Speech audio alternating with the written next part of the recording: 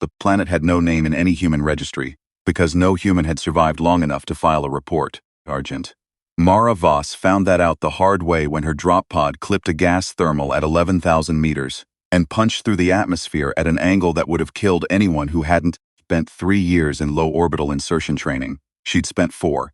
She hit the tree line, if you could call it that, rolling, tucking, letting the harness absorb the worst of it. The pod disintegrated behind her in a shriek of tortured metal and expanding foam. When she stood up, she was bleeding from somewhere above her left eye and her comms were dead. Stood still for exactly 4 seconds. That was the protocol. Stop, breathe, assess. She'd drilled it so many times the counting happened in her body before her brain caught up. Suit's environmental display was still live. Atmosphere breathable barely. Temperature 31 Celsius and climbing. Radiation trace level tolerable. Hostile biology unknown and unlisted. Heat last one was doing a lot of work. The forest around her wasn't a forest. Something that had decided at some evolutionary branch point long ago that the useful qualities of a forest, shade, density, visual cover, were also the useful qualities of a predator. The trunks were black and slick with something that wasn't quite sap. The canopy was the yellow-green of old bruises. Between the trees, where the undergrowth should have been, there were instead formations she could only call mouths. Low, bowl-shaped structures ringed with translucent teeth that caught the filtered light and threw it back in prismatic arcs. Beautiful, the way the inside of a trap is beautiful. She'd read somewhere that carnivorous plants on Earth attracted prey with color. She believed it now. He didn't touch anything, she moved. The crash site was in a shallow valley which was tactically terrible. She needed elevation, a sight line, something to orient by. The ridge 200 meters northeast was her best option. He gave the mouth formations a wide berth and climbed toward it. Her boots finding purchase on the rust-colored stone, her breathing controlled, her rifle in her hands and her eyes moving in the pattern they'd trained her to move them. Near middle far, sweep, repeat. She was halfway up the ridge when she heard the first of them. It wasn't a sound exactly. It was the absence of one, a drop in the ambient hum of whatever passed for insects on this world, a held-breath silence that spread outward from a point to her left like a ripple. She stopped, pressed flat against the stone. And then they came over the ridge above her. Hundreds of them, bodies the size of her fist, compound eyes that caught the light like oil, wings that moved at frequencies that made the air feel thick. He'd read the xenobiology briefings on the Velketh. She hadn't believed them. The briefings had called them a colonial intelligence. Shared neurological network, emergent decision-making, no individual consciousness to speak of. What the briefings had not adequately conveyed was what it looked like when 400 of them turned toward you in perfect unison. She ran. Not in a panic. Panic was a luxury. He ran with the same mechanical efficiency she applied to everything. Shortest path, known obstacles, consistent speed. He angled back toward the valley floor because the ridge was already theirs, and height, in this moment, was the enemy. The colony didn't make sounds in any register she could detect, but she could feel their passage in the air pressure changes, in the way the leaves of the mouth formations trembled as the swarm passed through. She made the valley floor and didn't stop. There was a creak, or something analogous to a creak, the liquid a deep amber she wasn't going to touch, and she jumped it without breaking stride, hit the far bank running, and nearly collided with the entrance to a structure she hadn't seen on approach. She stopped in spite of herself. It wasn't a ruin exactly. Ruins implied something had fallen. Anger. This looked more like something had never quite finished being built, or had been abandoned mid-thought. The way a sentence stops when the speaker is interrupted by something more important. The walls were a pale composite she didn't recognize, latticed with geometric structures that repeated at 3 different scales simultaneously. Not natural. Nothing natural made right angles in triplicate. Someone had been here. Something with intentions. She went inside. The colony passed overhead in a sound like weather. He pressed into the shadows and waited, counting her heartbeats the way she counted everything, as information, as data, as the only thing she controlled. When the pressure in the air normalized, she exhaled. That was when she noticed she wasn't alone. It had been watching her from the far corner for some time. She was certain of that by the way it sat, settled, patient, with the particular stillness of something that had already decided it was safe and was now simply waiting to see what she would do. It was small, roughly the size of a medium-sized dog, though the comparison felt faintly insulting to whatever this creature was. Its suit was similar in construction to hers. Environmental sealing, layered plating, a helmet that had been pushed back on its head to reveal a face that was disturbingly similar to a cat's. Large eyes, whiskers or what might have been whiskers, a flat, expressive nose. It was looking at her with an expression she would have sworn was recognition. He lowered her weapon by exactly 2 degrees. Not holstering, not surrendering, just making clear she understood there was a difference between a threat and an unknown. The creature's ears moved. Theme. That too she recognized as an expression of something. She pointed upward, in the direction the colony had gone. Did you see how many of them there were? No response, obviously. Dang. But its gaze tracked her hand to the ceiling and back to her face, and when it looked at her again there was something in the tilt of its head that felt like yes. I'm Voss. My ship's gone. Have. She checked her suit display. 14 hours of power roughly, then I'm on scrounging. My comms are down, I have no extraction point. She paused. Theme. I'm guessing you've got a similar problem or you wouldn't be sitting in an abandoned structure waiting for the swarm to pass. The creature stood. It was perhaps half her height.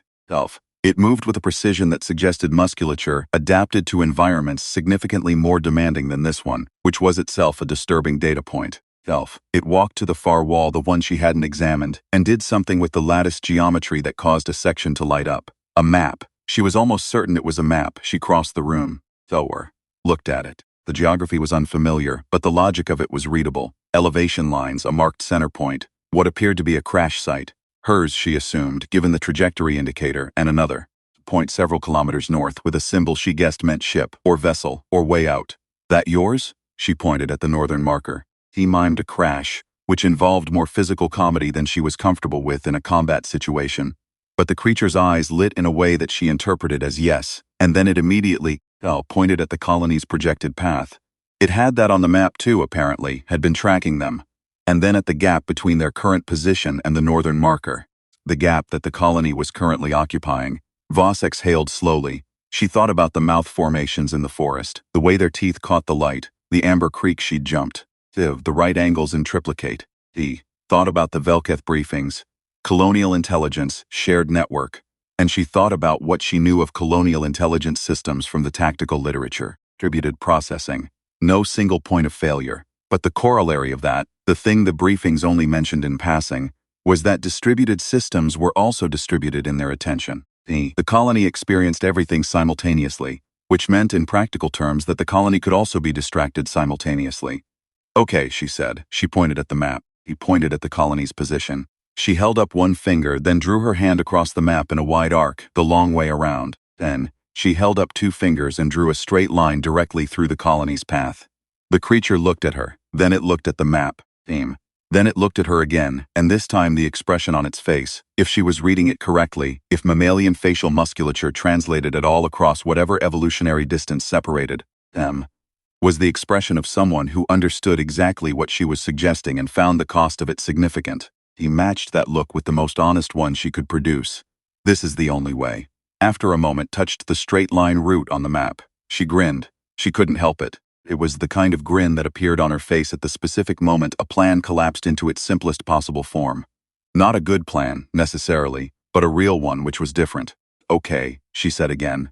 Here's what we're going to need. The structure had been abandoned in haste and that made it useful. Whoever had left things behind. Fragments of equipment she couldn't name but could disassemble. A power source in the wall that was still live after. She didn't want to think about how long. Sealed container that turned out to hold something viscous and luminescent. She thought about the mouth formations, the prismatic light they threw, the way the Velketh had responded to the light in her visor reflections. It was the creature who suggested the container, actually. It picked it up, held it toward the ambient light from the map display, and let the luminescence refract. Then, it looked at her and made a gesture that she could only describe as pointing at the swarm's position on the map, and then miming an explosion. Not a violent explosion, a spreading one. You want to scatter them, she said. Light source, wide dispersal, get them chasing photons while we make the run, the creature blinked. Both eyelids top down, which looked disconcertingly like patience. She took the container. He found the power fragment she'd set aside.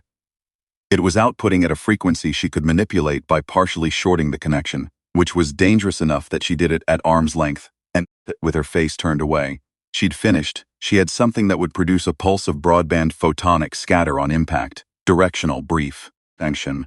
Brief enough that they'd need to move the moment it went off and not stop until they reached the ship. She handed it to the creature. It weighed the device in its small, suited hands with the gravity of someone who understood exactly what it would cost if they mistimed this. Then it looked at her and made a sound. The first sound she'd heard from it, low and percussive, somewhere in the chest, and she understood it was asking if she was ready. I was born ready was not a thing she said out loud. She said, let's go. They came out of the structure at a run. The colony was visible immediately, a density in the yellow-green air, a shimmer above the ridge to the north that moved in the way liquids move, all of it one thing despite being made of thousands each. Voss felt the atmospheric pressure change as the forward elements detected them, the same spreading ripple absence of sound she'd felt on the ridge. They'd been seen. There was no pretending otherwise. The creature threw the device. The pulse was not loud. It was the wrong word entirely. Ew. It was comprehensive, a moment where the air itself appeared to change its mind about what light was, where every photonic wavelength that the device contained detonated outward simultaneously in a bloom that had no color she had a name for. The colony went mad. Hell, not afraid. She didn't think fear was in their architecture, but redirected, reoriented, 1,000 simultaneous attention vectors snapping toward the light source and then fragmenting as the light scattered in 100 directions, and none of the colony's distributed consciousness could agree on a primary target. Voss ran. He ran the way she'd always run, which was not fast, exactly, but sustained. The kind of running that wasn't about any single burst but about maintaining a speed that problems couldn't keep up with, over distance. The creature ran beside her, shorter-legged, adapting its gait to match hers in a way that required a lateral adjustment she found almost elegant to watch. They hit the ridge, aimed down the other side. The mouth formations were worse here, closer together, the translucent teeth trembling in the wake of the scattered light. But she didn't slow, she stepped over them. She ducked under a hanging tendril of something that she was fairly sure would have been interested in her head. The creature was ahead of her now, navigating the landscape with a familiarity that told her it had come this way before, had scouted it, had been building this route in its memory against exactly contingency. She found that deeply reassuring. Planning for contingencies was the most human thing she knew. Apparently it wasn't only human. The ship was not what she'd expected. She'd expected wreckage. What she found was a vessel that had landed badly but intact. A design unlike anything in her briefing files. Compact and low-slung, built with the aesthetic logic of something that had never needed to impress anyone and had focused entirely on function. It was buried slightly in the rust-red soil from the impact, but the creature went directly to the access point with the efficiency of someone following a memorized sequence, and the door opened. The colony had reorganized. He could feel them on the air again. Closer this time, the pressure differential more significant. Their attention reconverging on the northern ridge with the terrible patience of a distributed mind that never needed to decide anything quickly because it always had the numbers. She looked back. "They'll follow us," she said. She wasn't sure why she said it. The creature knew. It was already at a panel inside the door, working fast, its hands moving with a precision that suggested these controls were as familiar as breathing.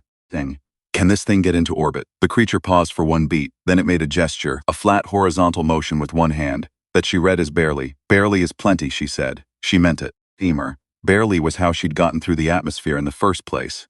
Barely was how she'd made the ridge without being caught. Barely was the permanent condition of survival, and she had made her peace with it years ago. She climbed inside. The creature sealed the door. The colony hit the hull.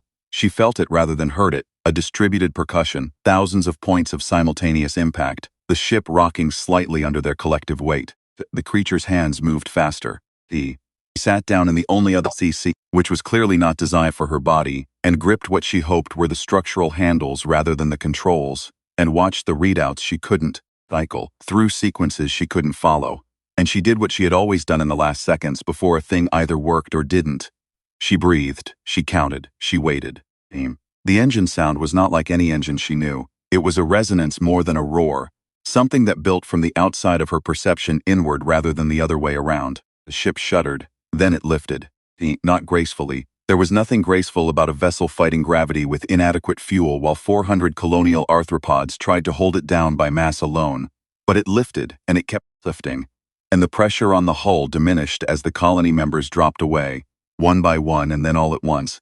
Because whatever they were, they understood atmosphere and they would not follow. Above it. She didn't realize she was laughing until she heard herself. It wasn't relief exactly. It was the specific feeling she'd never found a word for, the one that only arrived when the plan, improbable, improvised, held together with scavenged parts and mutual trust between strangers who had no common language except the one that mattered, actually worked. When the universe for once confirmed that stubborn and intelligent were the same thing if you applied them in the right order. The creature looked at her. Its expression was composed, measured, dead, but its tail, which she had not previously noticed, was moving in a slow, deliberate arc that she was prepared to bet corresponded to something like satisfaction. "Yeah," she said. He wiped the blood from above her eye. "Me too." The planet had no name in any human registry. Below them now it was beautiful in the way all dangerous things are beautiful when seen from sufficient distance. The yellow-green canopy, the rust-red stone, the amber threads of the not-quite rivers, catching the light of whatever this system's sun was and throwing it back. She'd write the report. He'd tell them about the colony, the mouth formations, the abandoned structure with the impossible map. He'd tell them about the vessel design, and the power source and the luminescent scatter device. Somewhere there were people back home who would want to know all of it, who would want to replicate it and study it and assign it a classification number in a database somewhere. But that wasn't what she was going to remember. He was going to remember standing in an abandoned structure on a nameless planet, bleeding, out of comms, with a creature she couldn't name, and the moment when they'd looked at the same map and pointed at the same line and understood each other completely. No words, no translation matrix. Just two minds that had independently arrived at the same conclusion. That the direct path, however dangerous, was the only one worth taking. She looked out the viewport at the stars. The creature was working the controls again, orienting the ship towards something she couldn't see yet, navigating by instruments she couldn't read. But she watched its hands and recognized the pattern. Cross-reference, correct, confirm. Because she had done it herself 1,000 times on equipment that was different in every particular and identical in every principle. "Where are you headed?" she asked. She knew it couldn't answer. He asked anyway. Because humans asked, because the question was a kind of trust, an acknowledgement that the answer mattered even before you had the tools to receive it. The creature stopped, looked at her. Then it reached forward and entered a sequence on the nav panel, and a display lit up with a star chart she recognized. It highlighted a system, then it highlighted a second one, hers. He stared at it for a long moment. Then she looked back at the creature, and it looked at her with those large, patient, entirely alien eyes, and she understood that understanding went both ways. That it had looked at her in the structure, had taken inventory of everything it could read from her posture and her gear and the direction she'd come from, and had arrived at its own conclusions. "You were always going to drop me off," she said. The tail moved again, slow, deliberate.